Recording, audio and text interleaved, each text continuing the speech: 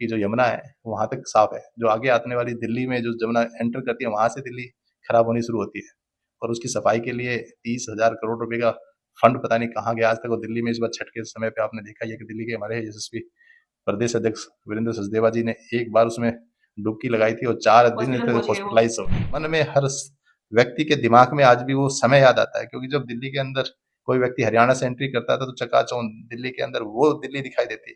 आज हरियाणा वाले जब दिल्ली में आते कहते हैं कि तो ये दिल्ली आ गई है, जबकि हम हरियाणा वालों को कुछ कहते थे। तो आज दिल्ली के हालात जो है मुझे कहने की आवश्यकता नहीं। आप किसी रोड से निकल जाए तो आपकी गाड़ी में आप स्मूथ निकल, साथ खाना खा के निकले तो कुछ किलोमीटर दूरी जाके आपका हजम हो सकता है। स्कूल्स हैं तो उसी समय के हैं, कॉलेजेस हैं तो उसी समय के हैं, हॉस्पिटल्स हैं तो उसी समय के, रोड्स हैं तो उसी समय के हैं।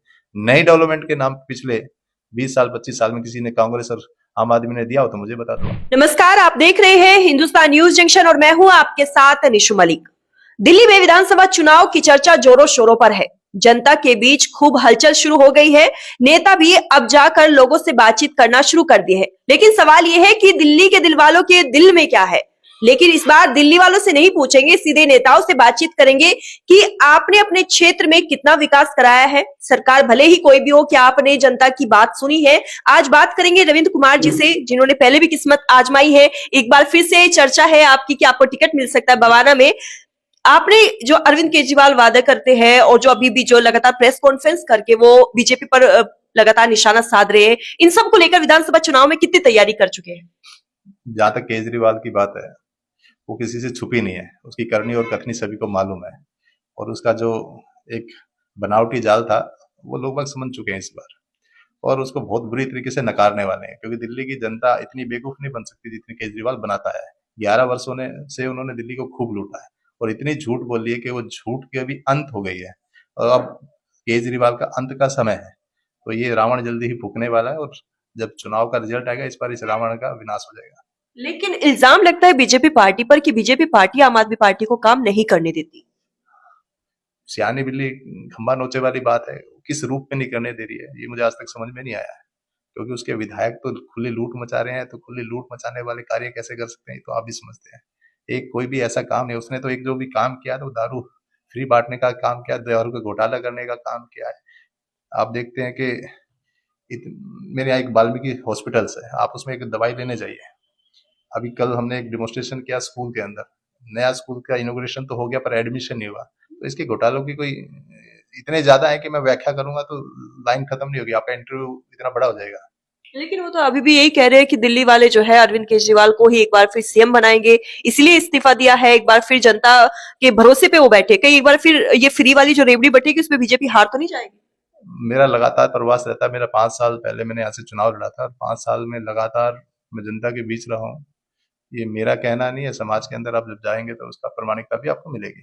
और मैं लगातार जब आज जैसे झुग्गी बस्ती पर अभियान चला हुआ है भारतीय जनता पार्टी का, जब मैं उन लोगों के बीच में जाता हूँ तो बिजली फ्री पानी फ्री का जो एक जुमला था वो इतने इतने बड़े बिल निकाल के लोग मुझे दिखाते हैं। पानी के नाम पे पानी नहीं है, पानी है भी तो इतना गंदगी का है। लोग पीने के लिए रोज 3 जार खरीदते हैं जिसकी एक जार की कीमत 20 से 30 रुपए है। लोग गरीब से गरीब लोग यानी 100 रुपए लगातार रोज पानी के दे पा रहे हैं। और वो कह रहे हैं कि 100 रुपए हम पानी के देते हैं तो हम खाएंगे क्या और पियेंगे क्या। पीने के लिए पानी तो खरीद लिया पर खाने के लिए रोटी कहाँ से लेके आए। तो इतनी बड़ी प्रताड़ना आज के दिन केजरीवाल सरकार कर रही है, आम लोगों के साथ खिलवाड़ कर रही है। और ये मैं नहीं कह रहा हूँ, ये प्रमाणिकता है समाज के अंदर। वो तो ये भी कह रहे हैं कि अच्छे खासे दिल्ली वालों को फ्री में जल और बिजली दे रहे थे, लेकिन बीजेपी वालों को रास नहीं आए, उन्होंने ये भी बंद करवा दिया। बिजली वालों को दिल्ली वालों के बारे में कहूँ या बीजेपी वालों के बारे में कहूँ, आप कह रहे हो कि रास नहीं आ रहा, तो हमें तो खुशी होनी चाहिए कि जब लोगों को कुछ मिल रहा है, पर कुछ मिल ही नहीं रहा। तो मैं नहीं कह रहा हूँ, ये समाज कह रहा है, जनता कह रही है। वो कह रहे थे यमुना भी साफ करवाना चाह रहे हाँ थे, तो उसमें भी जो है यूपी से गंदा पानी आता है। हरियाणा में सरकार आपकी है, फिर भी ये हालत हो रखी है। मैं ज्यादा दूर की बात नहीं करूंगा। दिल्ली के ही अंदर एक गाँव है झंगोला, लास्ट में पल्ला पड़ता है, फिर कुलकपुर पड़ता है, फिर हरियाणा शुरू हो जाता है, तीसरा बांध आ जाता है। आप जाके देखिए वहाँ दिल्ली की जो यमुना है वहां तक साफ है, जो आगे आने वाली दिल्ली में जो यमुना एंटर करती है वहां से दिल्ली खराब होनी शुरू होती है। और उसकी सफाई के लिए 30,000 करोड़ रुपए का फंड पता नहीं कहाँ गया आज तक। और दिल्ली में इस बार छठ के समय पे आपने देखा ही है कि दिल्ली के हमारे यशस्वी प्रदेश अध्यक्ष वीरेंद्र सचदेवा जी ने एक बार उसमें डुबकी लगाई थी और 4 दिन हॉस्पिटल पहुंच गए वो। हॉस्पिटलाइज हो गए। तो तो आप सोच के देखिए ना, जब खुद बीजेपी के नेता डुबकी लगाते हॉस्पिटल पहुंच जाते हैं, तो बीजेपी क्यों जो है इस यमुना को साफ करवाने में आगे अपना कदम नहीं बढ़ा रही है? दिल्ली सरकार के भरोसे क्यों बैठी है? दिल्ली सरकार के भरोसे नहीं, क्योंकि कुछ प्रोटोकॉल्स हैं, कुछ तो वो प्रोटोकॉल्स दिल्ली की सरकार ही इम्प्लीमेंट कर सकती है, क्योंकि केंद्र के अधीन हो तो दिल्ली अभी तक ये यमुना साफ हो जाती है, पर ये तो प्रोटोकॉल में आती है दिल्ली सरकार की, तो वो अपना कार्य नहीं कर रहे, तो उसके लिए कौन दोषी हो सकता है? एमसीडी भी कह रहे हैं, एमसीडी जब से आम आदमी पार्टी के अंडर आई है तब से कर्मचारी को तनख्वाह तो मिल रही है, लेकिन काम बीजेपी नहीं करने दे रही है। मुझे तो इतना मालूम है कि अभी छठ थी, तो छठ के अंदर जिन टैंकरों से पानी गया, उस पानी की 28 करोड़ रुपए तो हमारे नॉर्थ जोन के पेंडिंग है। और इस सफाई के मामले में तो आप अभी यहाँ पास में एक सभा डेयरी है, मेरा एक क्षेत्र पड़ता है, उधर बेगमपुर का एक क्षेत्र पड़ता है, पूट का एक क्षेत्र पड़ता है बवाना, और जे कॉलोनी पड़ती है बवाना की एक।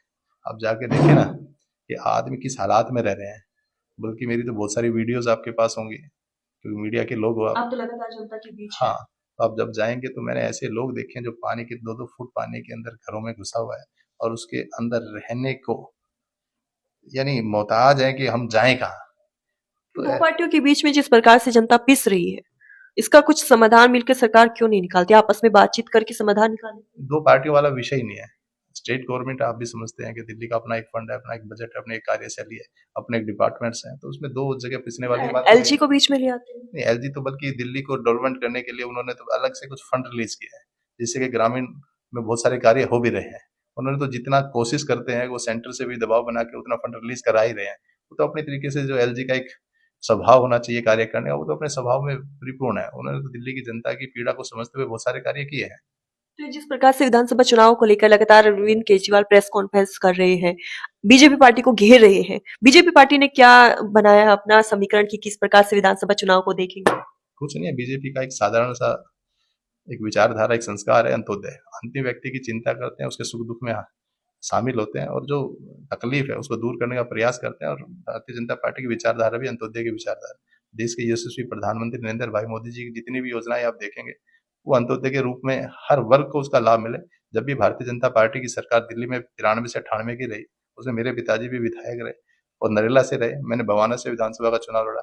तो आपको वो परिभाषा आज भी लोगों के दिल में दिखाई देगी, क्योंकि देश में दिल्ली के अंदर एक ऐसे यशस्वी चीफ मिनिस्टर है आदरणीय साहब सिंह वर्मा जी।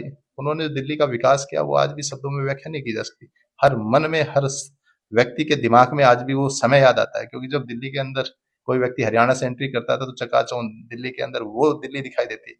आज हरियाणा वाले जब दिल्ली में आते कहते कि तो ये दिल्ली आ गई है, जबकि हम हरियाणा वालों को कुछ कहते थे। तो आज दिल्ली के हालात जो है, मुझे कहने की आवश्यकता नहीं। आप किसी रोड से निकल जाए तो आपकी गाड़ी में आप स्मूथ निकल, साथ खाना खा के निकले तो कुछ किलोमीटर दूरी जाके आपका हजम हो सकता है वो खाना। तो दिल्ली की हालात ऐसे कर दिए इन्होंने। हमें इधर बवाना नरेला की ओर जब निकले तो हमने भी हालत देखी है। यहाँ के लोग बद से बदतर जिंदगी जी रहे हैं। इसको लेकर आपने कभी सोचा है कि अगर आपकी सरकार आती है तो किस प्रकार से प्लान बनाएंगे? कुछ नहीं, आपको सुशासन दिखाई देगा, आपको डेवलपमेंट दिखाई देगी, पर अब जो भ्रम था लोगों का वो भी टूट चुका है, और फ्री की रेवड़ी बांटने वाला जो काम था वो भी लोगों के जहन में है। अब उस बात को भी लोग समझने लगे हैं, और इस बार जो रिजल्ट आएगा, दिल्ली में भाजपा की सरकार होगी। आपकी क्या प्लानिंग होगी अगर आपको टिकट मिलती है? मेरी प्लानिंग तो 5 साल से है, जिस दिन से चुनाव लड़ा है, मेरी करनी और कथनी में कभी अंतर नहीं होता है। अच्छा, आप लगातार जनता के बीच है, आपकी वीडियोस भी काफी देखी जा रही है, लेकिन वो जो आप जनता के बीच है, किस प्रकार के वादे करते हैं, कैसे समाधान उनकी समस्याओं का करते हैं, या फिर सिर्फ जो है सोशल मीडिया तक ही नेताओं की ये वीडियोस रह जाती है? चलो, इसकी प्रामाणिकता मैं नहीं, वो तो जनता कर सकती है। हाँ, जितने भी आज तक के मुद्दे रहे हैं क्षेत्र के, वो मैंने बराबर मोमेंट दिया उसको, और जहां तक हो सकता है, क्योंकि मैं प्रशासनिक कार्य करा सकता हूँ, कहीं बजट मेरे पास होता नहीं है, पर प्रशासनिक कार्यों में कभी भी कोई बात रही है तो मैंने बढ़ चढ़ कर भाग लिया है और उनका समाधान किया है। तो कुछ बीजेपी ने बनाया है प्लान कि दिल्ली की जनता को कुछ ऐसे वादों के साथ जो है भ्रमित कह सकते हैं या फिर जुमलेबाजी कह सकते हैं किया जाए इस बार विधानसभा चुनाव में? भारतीय जनता पार्टी की करनी और कथनी में कभी अंतर नहीं होता। वो जो कहती है वो करती है। देश के यशस्वी प्रधानमंत्री की कार्यशैली आप देख सकते हैं, तो ऐसी दिल्ली की जब सरकार बनेगी तो आप कार्यशैली पे कभी भी क्वेश्चन मार्क नहीं कर पाएंगे। 93 की 98 की सरकार की प्रामाणिकता है। अगर स्कूल्स हैं तो उसी समय के हैं, कॉलेजेस हैं तो उसी समय के हैं, हॉस्पिटल्स हैं तो उसी समय के, रोड्स हैं तो उसी समय के हैं। नई डेवलपमेंट के नाम पिछले 20 साल 25 साल में किसी ने कांग्रेस और आम आदमी ने दिया हो तो मुझे बता दो आप। अच्छा, आपके बवाना में मोहल्ला क्लिनिक अगर स्कूल व्यवस्था की बात करें तो क्या कहेंगे? ये सबसे ज्यादा पॉपुलर आम आदमी पार्टी के जुमलेबाजी कहे या फिर वादे कहे कि बहुत काफी पॉपुलर है। क्या हालत है आपके मोहल्ला क्लिनिक की? जो मोहल्ला क्लिनिक की बात कर रहे हैं तो मैं शायद आप हम साथ चलते हैं तो वो प्रामाणिकता है आपके सामने चले जाएंगे। अभी हमारे सांसद जी कुतुबगढ़ के अंदर गए थे, एक मोहल्ला क्लिनिक का उन्होंने पोजीशन पर एक वीडियो लीक किया था। तो वीडियो के माध्यम से समझ सकते हैं, ना टेबल है, ना कुर्सी है, ना अंदर कोई है, ना उसके शीशे बचे हैं, ना दरवाजे बचे हैं, और डॉक्टर को तो लेना देना ही नहीं है। तो प्रामाणिकता ये सारी सामने ही है। तो स्कूली व्यवस्था स्कूली व्यवस्थाओं के बारे में तो मैंने अभी बताया, कल ही एक डेमोन्स्ट्रेशन हुआ दरियापुर के अंदर मेन रोड पे डॉक्टर बाबा साहब भीमराव अम्बेडकर के नाम पर जो इन्होंने मजाक बनाया। जिस देश ने इस देश को संविधान दिया, लोकतंत्र दिया, उस नाम को इन्होंने इस रूप में, उस नाम की भी प्रतिष्ठा नहीं रखी, और उस नाम को भी कहीं ना कहीं एक कह सकता हूं कि शब्दावली नहीं है, उस नाम को भी इन्होंने इस तरीके से गंदा किया है कि मैं कुछ कह नहीं सकता इनके बारे में। अच्छा, आम आदमी पार्टी के सभी जो है छोटे से लेके बड़े नेता तक लगातार प्रेस कॉन्फ्रेंस करते हैं। बीजेपी पार्टी और कांग्रेस हो, हर पार्टी को घेरने का प्रयास करते हैं। बीजेपी पार्टी कभी पलटकर जवाब क्यों नहीं देती? नहीं नहीं, ऐसा नहीं है, रोज ये बाइट्स होती हैं। आप प्रदेश की, आप हमारी लाइव वीडियोस देखेंगे तो जिस प्रकार से अरविंद केजरीवाल खुलेआम बोल देते हैं, ऐसे बीजेपी की ओर से कोई बड़ा नेता ऐसे आके जवाब नहीं देता है। देखो उसका तो काम है शुरू से ही कि लोगों को गुमराह करना, झूठ बोलना। जो अपने बच्चों की कसम खाता है, मैं स्टोटी नहीं लूंगा, मैं ये नहीं करूंगा, उस कल्चर में रहूंगा। और उसके बंगले के बारे में तो मैं क्या कहूँ, वो तो मीडिया के अंदर चर्चा का एक विषय है कि उसके यहाँ पर्दे भी 8 लाख के लगते हैं। तो उसकी करनी और कथनी के बारे में तो सभी जानते हैं, तो इसके बारे में ज्यादा नहीं कहूंगा। अच्छा, क्या लगता है बीजेपी पार्टी से अगर यहाँ पे आपको जैसे टिकट का नाम है तो और कौन लोग हैं जो आपके साथ लिस्ट में शामिल है? हर आदमी अपना प्रयास करता है, ये तो अपनी अपनी भागीदारी है और अपनी अपनी प्रतिस्पर्धा है। तो उस प्रतिस्पर्धा में जो संगठन तय करेगा, जो भी व्यक्ति आएगा, वो सर्वसम्मति से मिलके काम करेंगे या फिर अगर टिकट नहीं मिली तो बंटवारा हो जाएगा? भाजपा के अंदर वो बंटवारा होता नहीं है कभी भी। संगठन के व्यक्ति है, संगठन में सभी व्यक्ति निष्ठावान होते हैं। क्या कहेंगे बवाना की जनता को इस बार विधानसभा चुनाव को लेकर? 100% जीतेंगे। नहीं, कुछ ऐसे वादे कि हाँ बीजेपी पार्टी के बारे में सोचे जनता, कुछ ऐसी बातें? नहीं, बीजेपी की करनी और कथनी में कोई अंतर नहीं होता। मैंने पहले भी बताया है, अभी संगठन तय कर रहा है कि किन किन मुद्दों पे हम आगे जाएंगे और क्या क्या घोषणाएं होने वाली है।